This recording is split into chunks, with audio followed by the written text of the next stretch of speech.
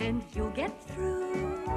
Hold a little Wimpole in your heart, I'm telling you. If the outlook is bleak and it's guidance you seek, put on your Wimpole hat and you'll know what to do. One morning, Captain Mainmast was just about to go for his lunch when... Well, shiver me timbers. Looks like some nasty weather's a-coming our way. Just look at that. A very nasty gale indeed. Captain Mainmast hurried down his lighthouse to warn the village. He quickly told PC Crooknapper about the approaching gale. Now calm down, Captain. I'm sure it won't be more than just a breeze. But let's tell the others anyway. The villagers soon heard the news. By it, Captain. I'd better tie all my sausages down then. And I'd better tie some heavy weights under Biter the cow, just in case she blows her way. But nobody was taking the captain seriously. But I tell 'ee, there's a nasty storm a-coming. But as the day went on, the wind got stronger and stronger. God, it's really getting windy. Oh no, me letters! Ethel Doneater was just about to take a tray of cakes over to Father Away when... Old Bill decided to hide in his kennel, but... Oh dear, the captain was right. Come into me church, everyone. You'll be safe here. Now, is everybody here now? Hilda Half-Pint isn't here, Father. Oh, my goodness. I can't drive in this. At that moment, a huge tree crashed down right in front of poor old Hilda. Help! Somebody, help! Now calm down, everybody. We must find Hilda. Oh, no! They all started searching through the trees and through the bushes.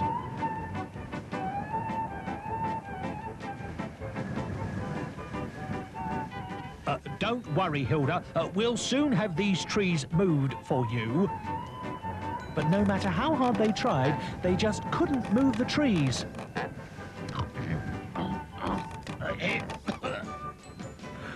I've just got the thing for this problem, PC Crooknapper.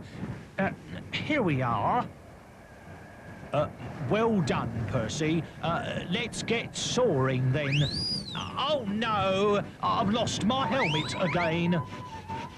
They were soon busy cutting their way through to Hilda. But poor old Ted Dripping wasn't really too clever with a saw. Oh.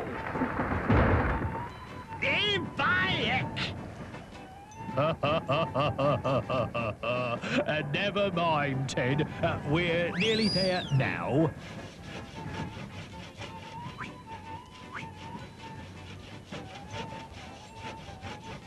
They've done it! Hilda Half-Pint is safe and sound. The next day, after the storm had gone, everybody felt a little awkward. We should have listened to you, Captain. Your barometer was really spot on, wasn't it? Never you mind, Mr. Mayor. Thank goodness nobody got hurt, that's all I can say. And nothing got damaged either. Hold on a minute, Dennis. Something did get rather damaged. I'm afraid I'm going to need a new helmet. Never mind, PC Crooknapper. You needed a new one anyway. Hold a little Wimpole in your heart, and you get through. Hold a little Wimpole in your heart, I'm telling you. If the outlook is bleak, and it's guidance you seek, put on your Wimpole hat, and you'll know what to do. Hold a little Wimpole in your heart each day.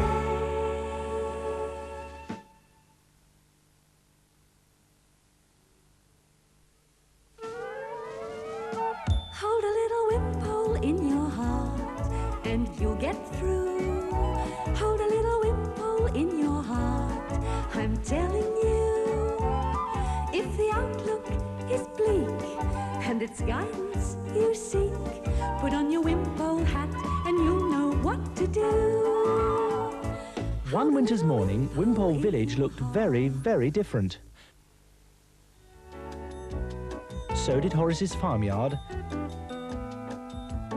and so did the lighthouse. It had been snowing all night, and nobody was more pleased than the twin bread snappers.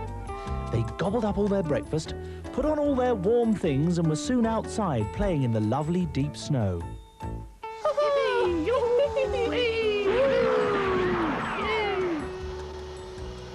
But Major Stickwielder wasn't so pleased about the cold weather. By Jove, me milk's frozen again. Can't even eat me flakes without a pinter. Oh, shiver me timbers. Just look at me milk. I'm sorry, Smokestack. The milk's all frozen in the bottle, you see? But nobody was more worried than Hilda Halfpint. Oh dear, there must be some way to stop the milk freezing. But then Hilda had an idea. She quickly dashed into the loft and started searching.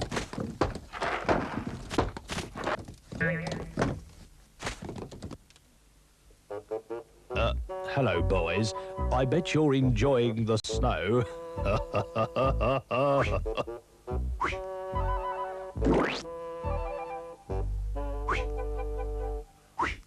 Right, you want a snowball fight, eh?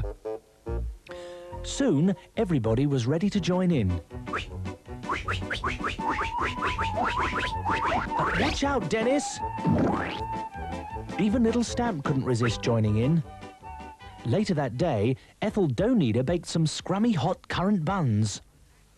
Fun, that snowball fight, but Major Stickwielder doesn't look very happy, does he? Sure enough, Major Stickwielder wasn't very happy. Oh, dear. I must get over to Hilda's.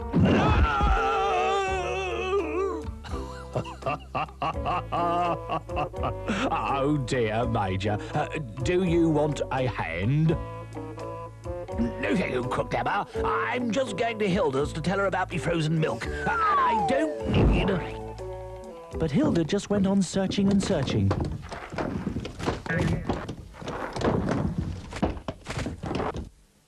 Early next morning, it was still very cold and still very snowy. Hilda managed to deliver the milk as normal. But Major Stickwielder had quite a surprise. By Jove, what a clever gal. Well, I'll be blowed. Hilda's knitted some milk bottle cozies to stop the milker freezing. Well, I never, Hilda. What a clever plan. I wondered what became of all those old knitted hats, Hilda. But just as everybody was about to go inside to the warm... Okay, everyone, round two.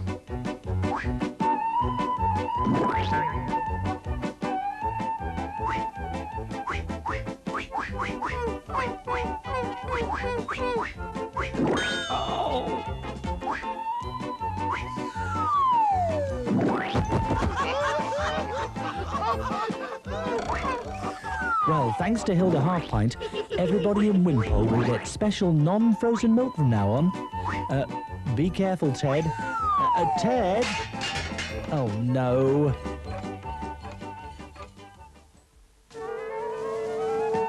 Hold a little Wimpole in your heart, and you'll get through. Hold a little Wimpole in your heart, I'm telling you. If the outlook is bleak and it's guidance you seek, put on your Wimpole hat and you'll know what to do. Hold a little Wimpole in your heart each day.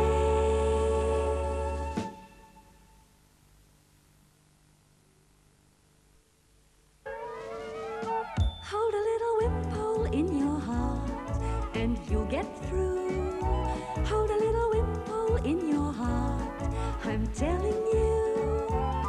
If the outlook is bleak it's guidance you seek. Put on your Wimpole hat and you'll know what to do. One morning, Mayor Chambers was sitting in his office trying to look busy when... hello, Mayor Chambers here. G'day, Charlie. It's me, Sydney Harbour. Mayor Chambers couldn't believe his ears. Sydney Harbour was his long-forgotten cousin from Australia. Hello, Sydney. How are you? Great, mate, great. Now listen, Charlie, I'm coming to visit you in your little village. Oh, that'll be nice.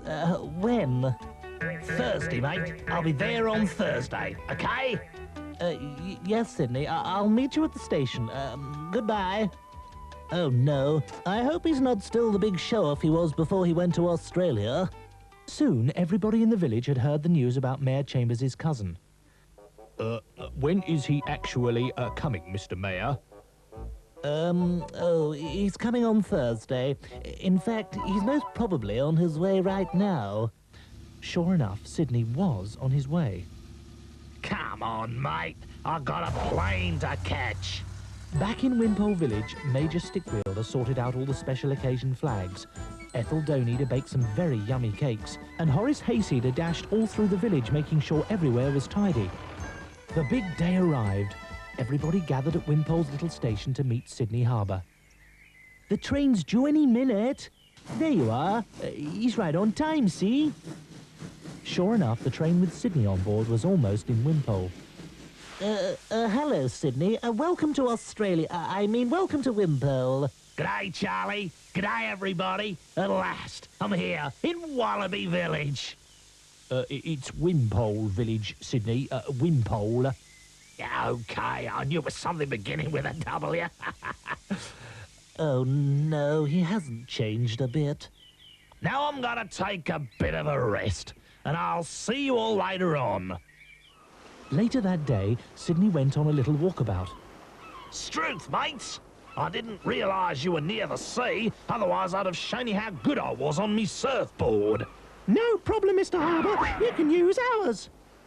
Oh, right. I'll have to go and get me cosy then. Poor old Sydney. He wasn't really any good at surfing at all. Well, boys, I'm afraid it's a bit too wavy to show you how it's really done. Everybody was trying very hard not to laugh. Later, back in the village... You see, boys, my best sport is really throwing the boomerang, but I'm afraid I didn't bring mine with me. No problem, young fella. I've got one. I picked it up in Australia just after the war now. Poor old Sydney. This really wasn't his day. Right then, this is how you do it. Struth, the wind's a bit too strong for throwing boomerangs. Once again, everybody tried not to laugh. Mayor Chambers tells me, Sydney, that you have a very large sheep farm. Yeah, that's right, Sheila. Hilda. In fact, I'm the South Australian sheepdog trial champion. Well, I got some sheep there, Sydney. Perhaps you could give us a little demonstration. I'd love to have done, Horace, but you see, I couldn't bring my sheepdog from down under now, could I? That's no problem, Sid. You could use my little stamp. And I'm sure that my old Bill would like to help you. Struth! Not again. Come on, Stamp. Come on, Stamp. Here, boy. Oh, no! Bill! Bill! This time, nobody could stop themselves from laughing. Poor old Sydney, being a show-off really didn't work. I think you deserve a special treat, Sydney, for making us all laugh so much. Ethel's made a special tea for you. I'll tell you what, when I finish me cake, I'll sing you a song. You know, I'm the South Australian singing champion. Oh no, Sydney. Not again.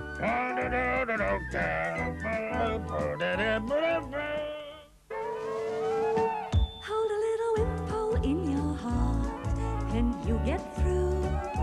Hold a little Wimpole in your heart, I'm telling you.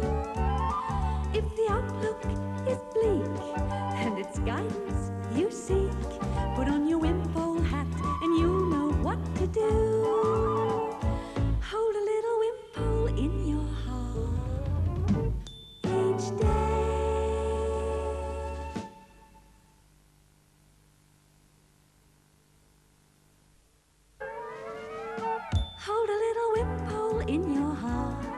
and you'll get through. Hold a little Wimpole in your heart, I'm telling you. If the outlook is bleak and it's guidance you seek, put on your Wimpole hat and you'll know what to do. One morning, Percy Pennywise opened his little shop as usual. But when he got inside... Oh, no. Just look at my shop. What a mess. Bags torn open, tins everywhere, boxes broken, in fact, everything everywhere. Oh, no. I must have had a burglar or something. I'd better check my till. Oh, that's funny. He hasn't pinched my money. I'd better tell Peter Kirknabber. Percy went straight over to the police station. Hello, Percy. Whatever's wrong? My shop's been broken into, Peter Kirknabber. It must have been a rich burglar. A rich burglar? Well, he didn't steal the money from my till. Just messed up my shop. Now calm down, Percy. I'll go and investigate. It wasn't long before everybody had heard about Percy's burglar. Now stand back, everybody. I'll just see what has happened. He checked the door and the frame and the windows, but he couldn't see how the burglar had got in. That's funny, Percy. Your burglar hasn't actually broken in. At that moment... Oh, no! Over here, Peter Kirknabber. Here's my burglar. Well, I never. Pick him up, Percy, before he escapes. Catch him, Dennis. Catch him!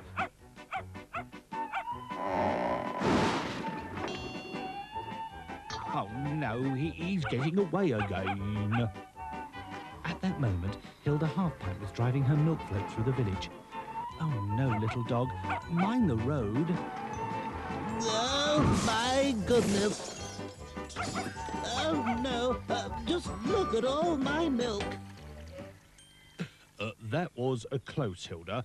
What a naughty dog.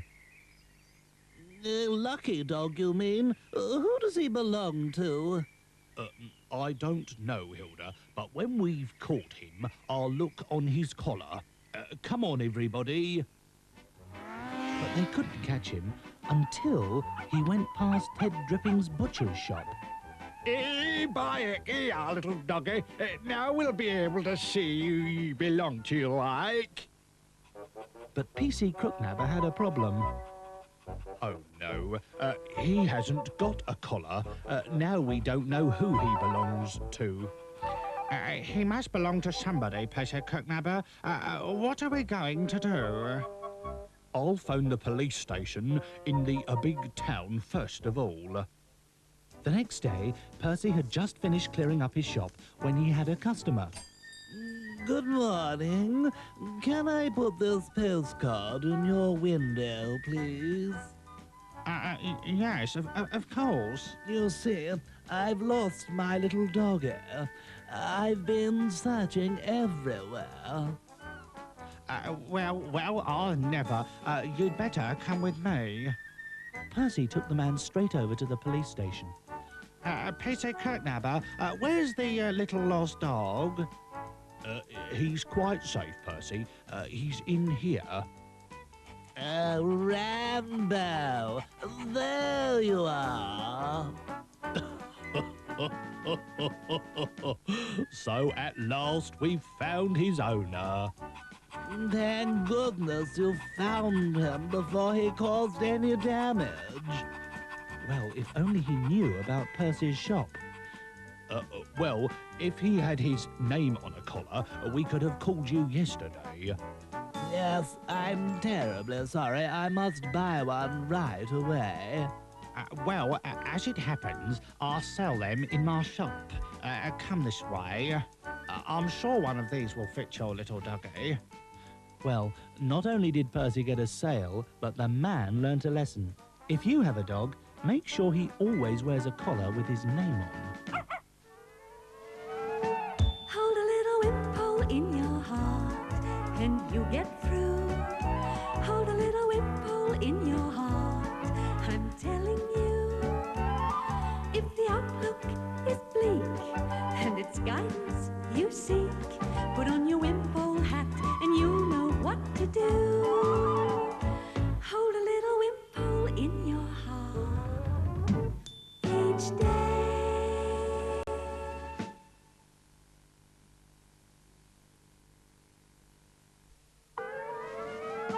Hold a little Wimpole in your heart and you'll get through.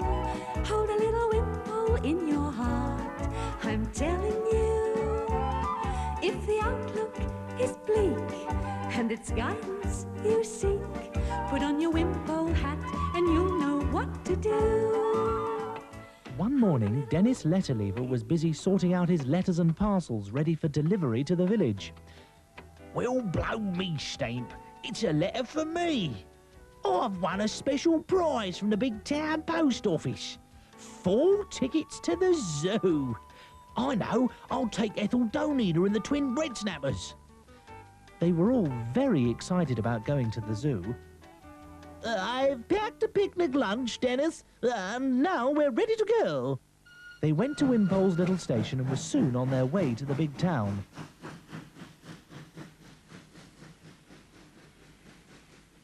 It wasn't long before they arrived and made their way to the zoo. Once inside, the first animal they saw was a lion. Oh, look, he's so cuddly, not fierce at all. But Ethel was in for a big surprise.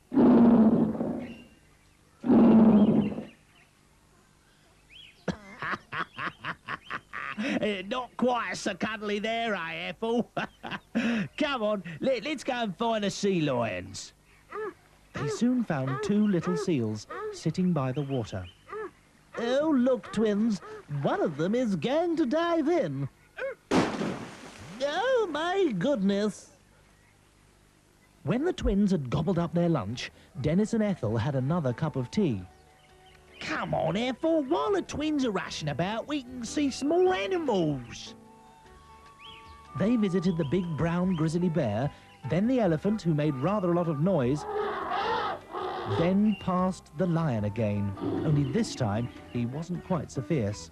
Here, look at the time, Ethel. I wonder where them boys have got to. The twins were wandering about in the big parrot house. I know. Let's give this big parrot some of our peanuts. Oh, no. He's opening the cage. Oh, crikey. He's escaped. What are we going to do? Come quickly, Dennis. The big parrot's escaped. Dennis dashed after the twins, closely followed by a rather cross zookeeper. How did he get out? Where did he go? There he is. Quick, follow me. Catch him. Catch him. But no matter how hard they tried, they just couldn't catch the parrot. Oh, no. However are we going to catch him? But Ethel had a great idea. I've got just the thing for catching parrots. We can use my big apron like a net, and we'll soon have him back in his cage. What a smashing idea there, Ethel. Quick, give it to me. He's flying this way. Come on. That's it, everyone. I've got him. The very pleased zookeeper took his parrot back to the cage, but the twins were getting a good telling off. Now, boys, you must never, ever do such a silly thing again, all right? We were very lucky to catch that parrot, you know. The twins certainly had learnt a big lesson. Later that day, they all arrived back at Wimpole Village. Thanks for a lovely treat, Dennis, and we promise not to do anything silly again. That's all right, boys, but I bought you something just in case you forgot what happened today. Dennis had bought them a blow-up plastic parrot each. That night, the twins were so tired, they just dropped straight off to sleep. But I don't think they'll forget their trip to the zoo and the escaping parrot. Do you?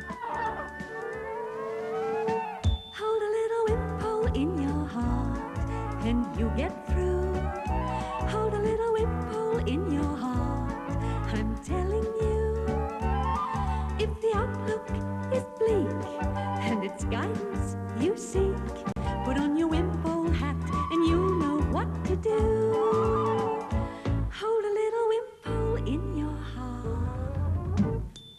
each day.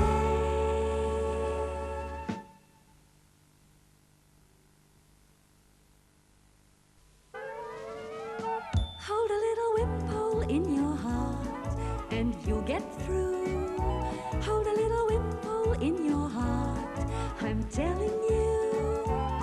If the outlook is bleak and it's guidance you seek, put on your Wimpole hat and you'll know what to do. It was school holiday time and the twin bread snappers were feeling very bored. But Major Stickwielder had just the plan for bored boys. Right, fella me lads, we're all going on an exciting adventure camp. The twins suddenly stopped being bored. This sounded like a whole lot of fun.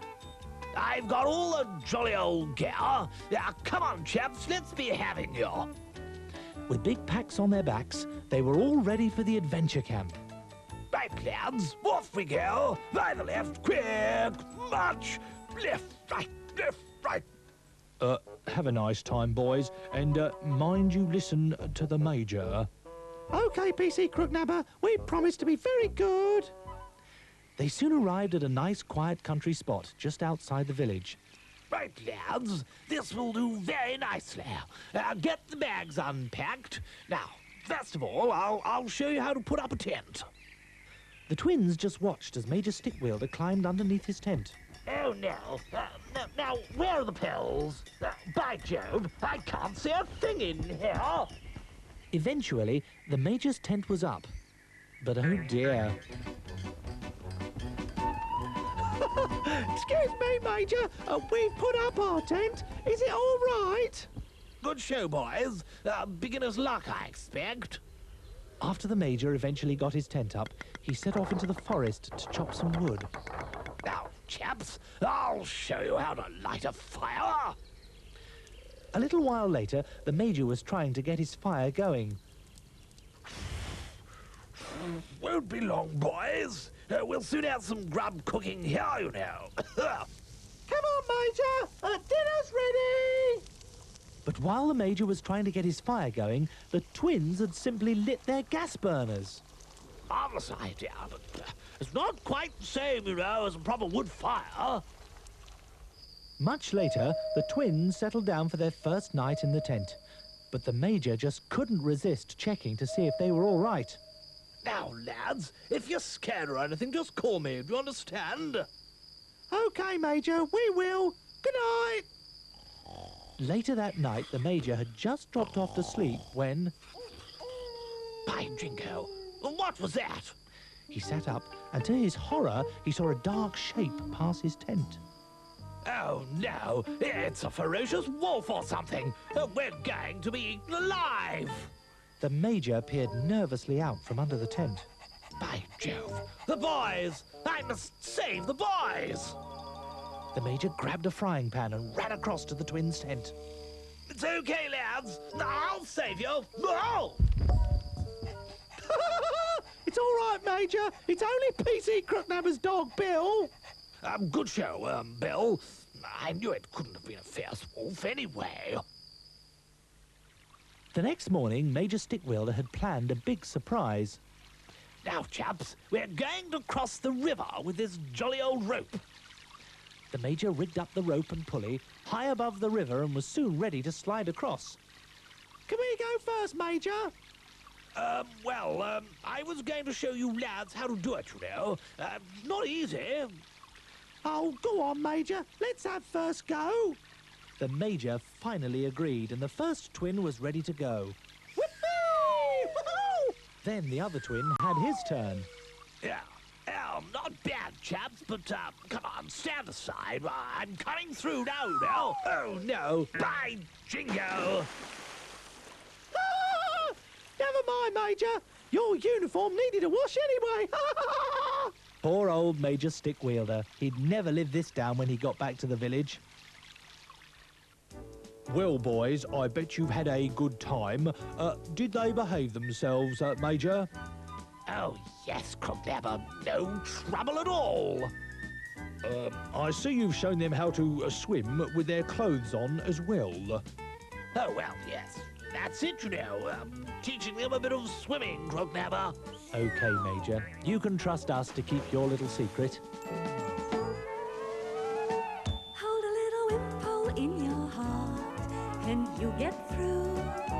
Hold a little Wimpole in your heart, I'm telling you. If the outlook is bleak, and it's guidance you seek, put on your Wimpole hat, and you'll know what to do. Hold a little Wimpole in your heart each day.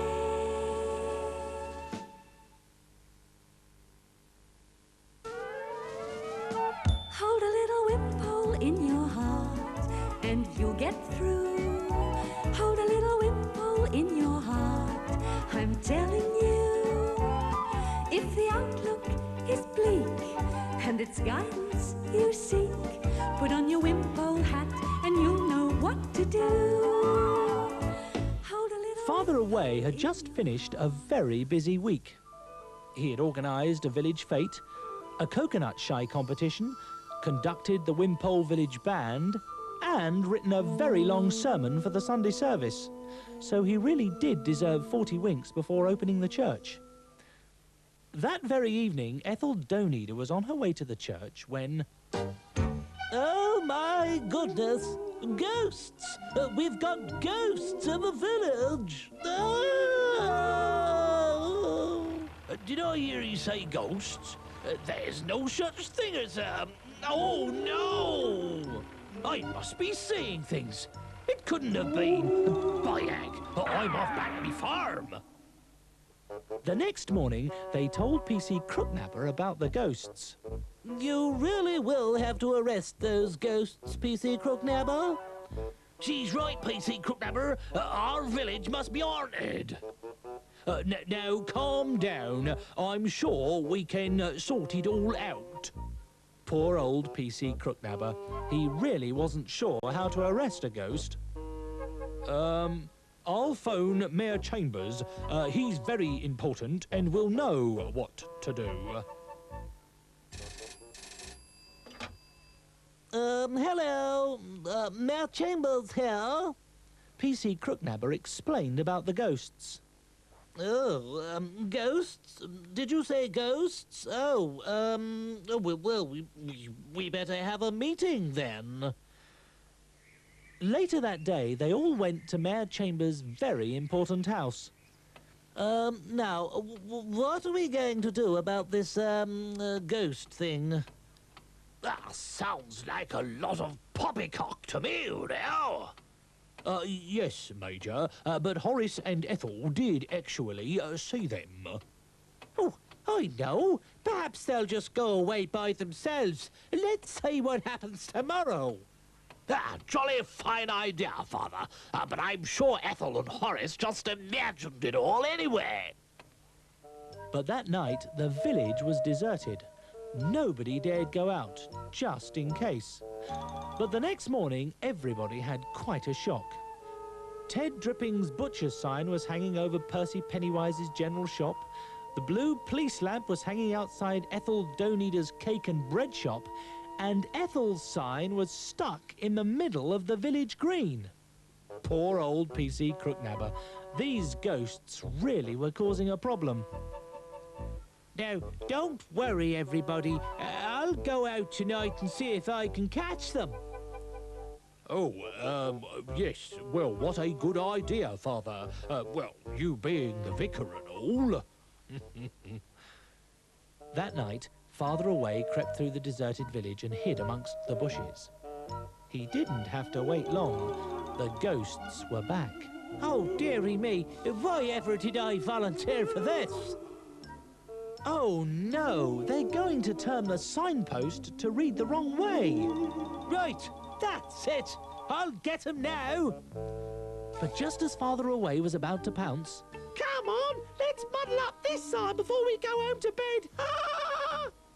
Well, I'm blowed. It's those naughty twin red snappers. I caught you. Now, you've been very naughty boys, and I know just the thing that'll teach you both a lesson. The next morning, everybody gathered to hear what had happened. Well, I don't think you'll be seeing ghosts in our village anymore. Everybody was very relieved. But what they couldn't understand was why the twin bread snappers were so busy sweeping up leaves, helping everybody carrying their shopping, and generally being so very sweet and nice. But we know why, don't we? Hold a little Wimpole in your heart, and you get through. Hold a little Wimpole in your heart, I'm telling you. If the outlook is bleak, and it's guidance you seek, put on your Wimpole hat, and you'll know what to do. Hold a little Wimpole in your heart each day.